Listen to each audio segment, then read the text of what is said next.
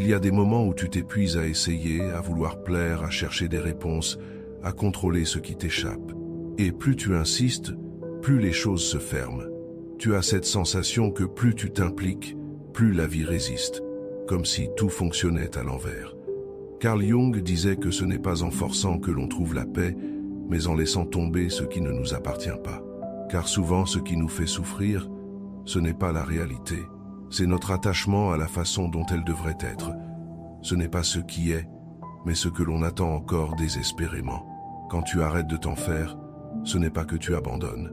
C'est que tu comprends enfin la différence entre agir et s'acharner. Tu comprends que l'énergie que tu mets à vouloir tout maîtriser te coupe de l'essentiel, ton calme intérieur. Et c'est là que commence la vraie bascule, quand tu cesses de courir derrière ceux qui ne te voient pas.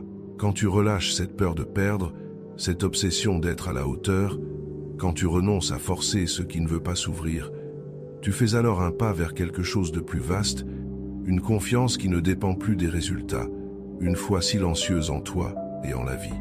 Ce détachement n'est pas de l'indifférence, c'est une maturité, c'est l'intelligence, de l'âme qui a compris que certaines choses ne peuvent être changées, mais que notre regard, lui, peut toujours se transformer. Et parfois, c'est ce simple changement de regard qui fait enfin tourner les choses dans le bon sens. Derrière le besoin de tout contrôler, il y a souvent une peur profonde. Peur de ne pas être assez, peur de perdre ce que l'on croit avoir gagné, peur de se retrouver seul face à soi-même. Alors on planifie, on anticipe, on surveille. Mais cette vigilance constante finit par étouffer ce que la vie a de plus spontané. Carl Jung observait que plus l'ego veut tenir les rênes, plus l'âme se contracte. Car l'âme, elle, ne vit pas dans le calcul. Elle respire dans le lâcher-prise, dans cette capacité à faire confiance même quand tout semble flou, dans cet abandon subtil où l'on accepte que l'inconnu est sa propre sagesse. Plus tu veux que ça marche, moins ça marche. Non parce que tu n'es pas capable, mais parce que ton énergie est tendue, crispée, verrouillée. Tu deviens l'obstacle invisible à ce que tu cherches. Tu bloques sans le savoir le courant de ce qui voudrait simplement circuler. Et parfois, c'est au moment exact où tu dis « tant pis » que tout se débloque. Non pas parce que tu as cessé d'y croire, mais parce que tu as cessé de le tenir de force. Tu as laissé la vie respirer à travers toi. Et la vie libérée de ta peur commence alors à danser. Ce que Jung nous enseigne ici, c'est que le vrai pouvoir ne vient pas de la maîtrise absolue, mais de l'alignement. Quand tu fais ta part sans t'accrocher aux résultats, quand tu marches sans t'enliser dans la projection, quand tu offres sans exiger, ce qui doit rester viendra, ce qui doit partir s'en ira, et plus tu fais la paix avec cette vérité, plus tu verras que le monde autour de toi commence mystérieusement à coopérer. Non parce que tu forces, mais parce que tu rayonnes une paix qui attire ce qui te ressemble. Chaque pensée répétée crée un sillon dans ton esprit, et chaque émotion que tu alimentes devient une vibration que tu émets, même sans parler.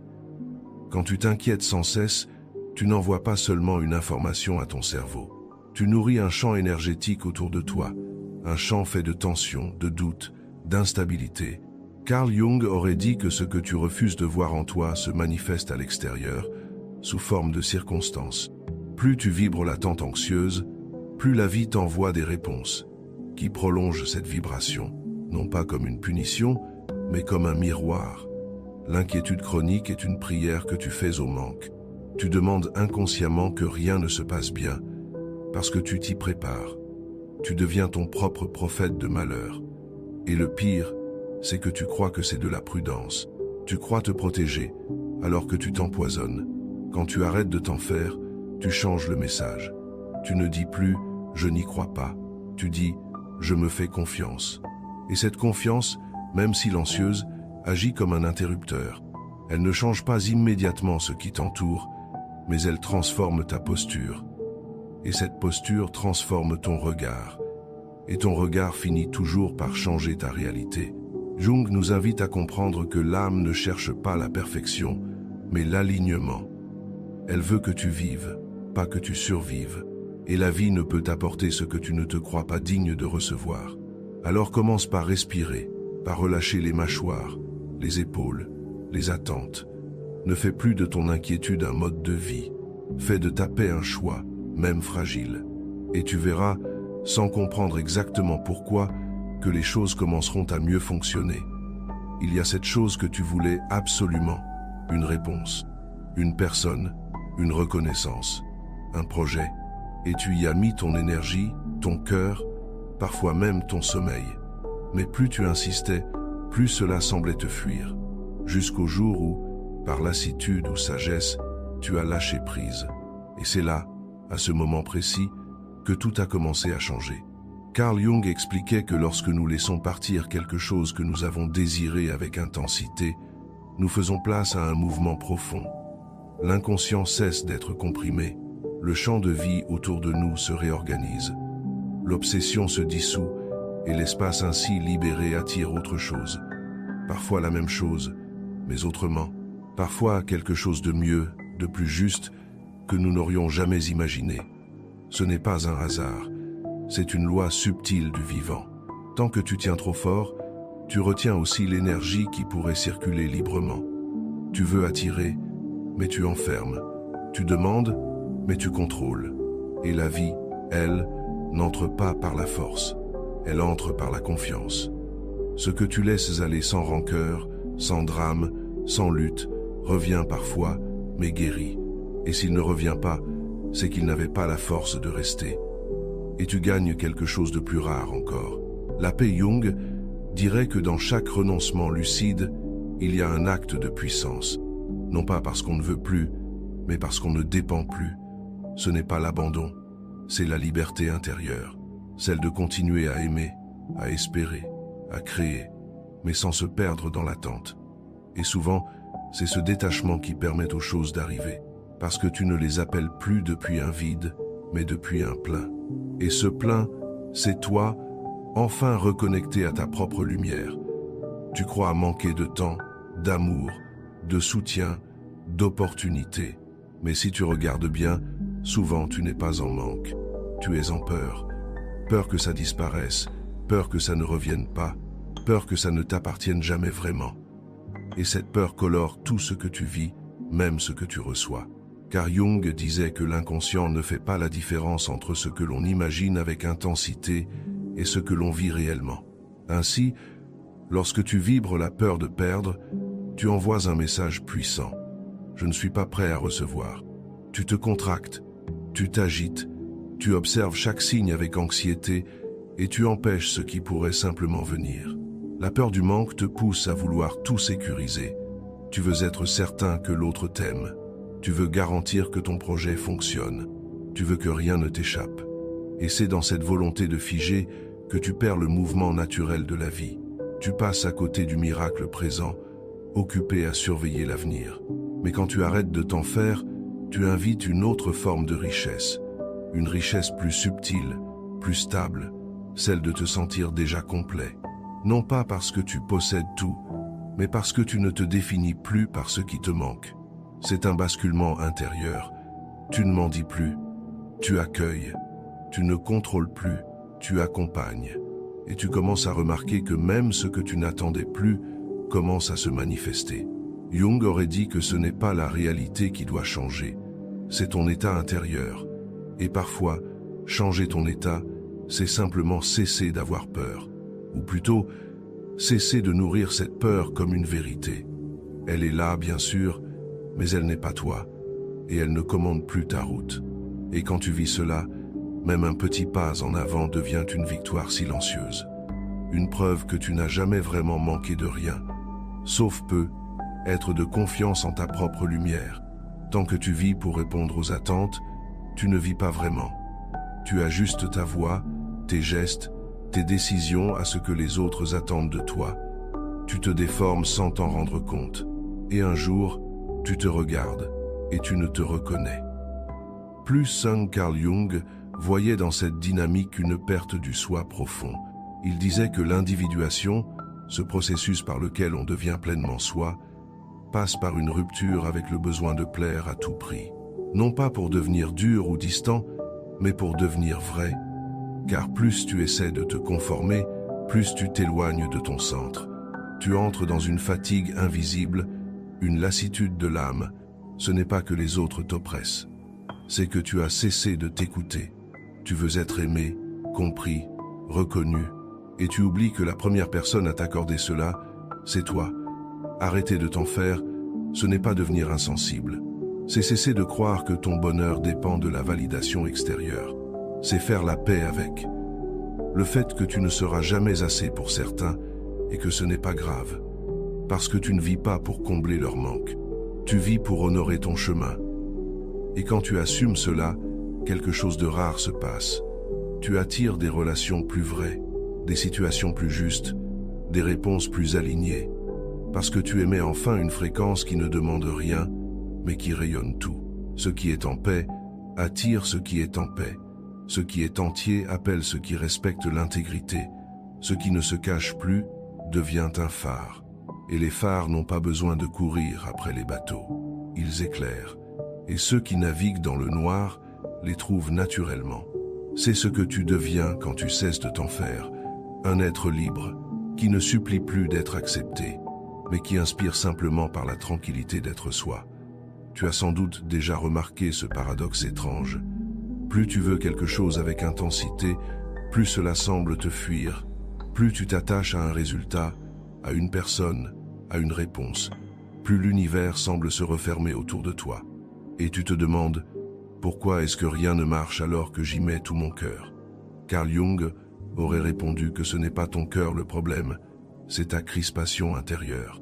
Ce besoin brûlant, presque douloureux de posséder ce que tu désires, car à travers ce besoin, ce n'est pas l'amour qui s'exprime, c'est la peur. Et la peur, même déguisée en passion, reste une énergie de contraction. Ce que tu veux trop fort, tu l'enfermes. Tu l'enlaces si fort qu'il n'a plus la place de respirer.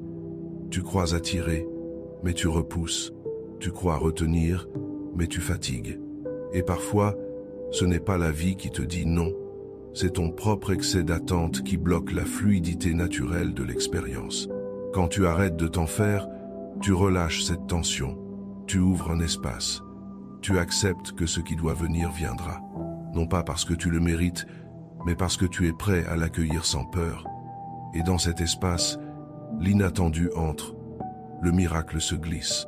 Ce que tu poursuivais s'arrête, enfin, et se retourne vers toi. Le détachement ne tue pas le désir, il le purifie, il le rend plus doux, plus sage, plus vivant. Ce n'est pas que tu ne veux plus, c'est que tu ne t'agrippes plus. Tu transformes ton vouloir en ouverture. Et cette ouverture attire ce qui te correspond vraiment. Ce que tu aimes sincèrement, tu n'as pas besoin de le forcer. Tu lui fais confiance. Et parfois, c'est cette confiance silencieuse qui fait que tout commence enfin à fonctionner. On passe souvent sa vie à attendre que les choses changent. On espère un signe, un tournant, une transformation extérieure qui viendrait tout remettre à sa place. Mais ce que Carl Jung nous a appris, c'est que le véritable changement commence à l'intérieur. Ce n'est pas le monde qui se transforme, c'est la manière dont tu l'habites. Quand tu arrêtes de t'en faire, ce n'est pas le chaos autour de toi qui disparaît, c'est ton lien à ce chaos qui se modifie.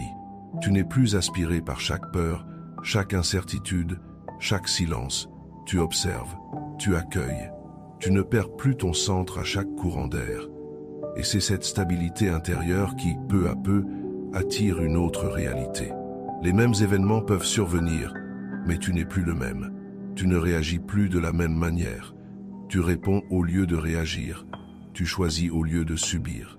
Et ton énergie, plus calme, plus claire, devient magnétique.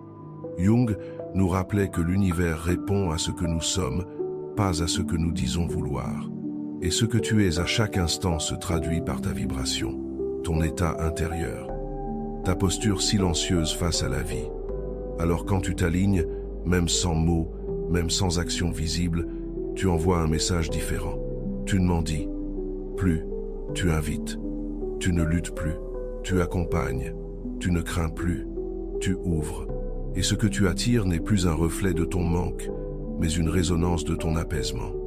Ce ne sont pas les circonstances qui deviennent miraculeuses, c'est toi qui deviens capable de les traverser avec grâce. Et dans cette grâce, la vie commence à coopérer d'une manière presque magique. Parce que la paix intérieure n'est pas un luxe. C'est une fréquence. Et cette fréquence transforme ce que tu vis sans que tu aies besoin de tout comprendre. Il y a en toi une rivière qui sait déjà où elle doit aller. Mais parfois, tu construis des barrages sans t'en rendre compte. Tu veux aller plus vite. Tu veux que l'eau suive un autre tracé. Tu veux diriger le courant avec ta volonté. Et plus tu forces, plus tu t'éloignes de la source. Carl Jung disait que la nature profonde de l'âme est mouvement. Elle sait où aller. Elle sait comment. Ce n'est pas ton rôle de tout contrôler. C'est ton rôle de ressentir, de suivre le flux, de repérer les résistances intérieures et de les relâcher, une par une. Quand tu arrêtes de t'en faire, tu retires la main du volant que tu n'avais jamais réellement tenu. Tu redeviens fluide, tu permets. Et ce simple geste crée une brèche. Ce qui semblait bloqué commence à se délier. Ce qui paraissait confus s'éclaire sans effort. Parfois, la seule chose que tu dois faire, c'est arrêter de pousser, arrêter de te justifier, arrêter de faire semblant d'avoir compris et simplement te rendre disponible. Car la vie n'a pas besoin que tu sois parfait, elle a besoin que tu sois vrai. L'eau n'a pas peur du détour, elle ne se précipite pas, elle ne proteste pas contre les obstacles, elle les entoure, elle les transforme, elle trouve toujours un passage. Et plus tu ressembles à l'eau, plus tu cesses de te battre contre la vie. Jung nous inviterait à devenir comme cette rivière, à honorer le rythme, à faire confiance au parcours, à cesser de croire que l'on est perdu quand on est simplement en train d'apprendre à flotter. Et un jour, sans prévenir, tu te rendras compte que tout fonctionne, non pas parce que tu as tout calculé, mais parce que tu as appris à t'accorder au courant. Et dans ce courant, tu redeviens vivant. Tu as passé tant de temps à vouloir que tout s'aligne autour de toi, que les autres changent, que les situations se calment, que la vie soit plus douce. Mais Carl Jung aurait murmuré cette vérité simple. C'est en toi que tout commence. Lorsque tu fais la paix avec tes doutes, ils cessent de t'empoisonner. Lorsque tu accueilles tes blessures, elles cessent de diriger ta vie en secret. Lorsque tu arrêtes de t'en faire, ce n'est pas le monde extérieur qui devient miraculeux, c'est ton regard qui devient un libérateur. Et ce regard, une fois transformé, éclaire tout ce qu'il touche. Tu n'attends plus que les choses changent pour respirer. Tu respires. Et parce que tu respires, les choses changent. Tu ne cherches plus à impressionner. Tu te respectes. Tu n'exiges plus d'être compris. Tu t'écoutes. Tu ne cours plus après des réponses.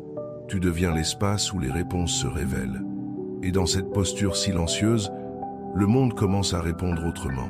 Jung savait que ce que tu projettes à l'extérieur n'est qu'un reflet de ton état intérieur.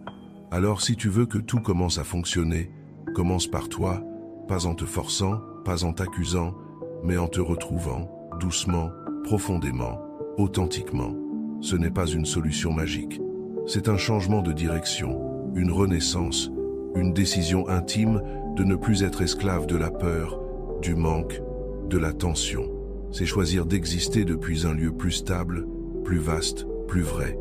Et depuis ce lieu, tu verras. Ce que tu pensais perdu te retrouve.